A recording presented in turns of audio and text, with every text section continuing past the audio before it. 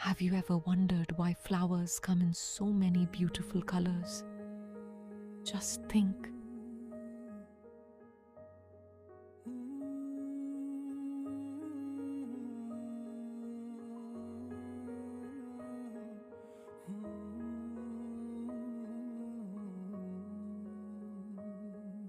The amazing colors of flowers come mainly from natural pigments found inside their petals.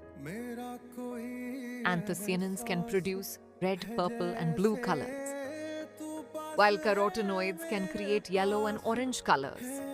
These bright colors can also help flowers attract pollinators, such as bees and butterflies.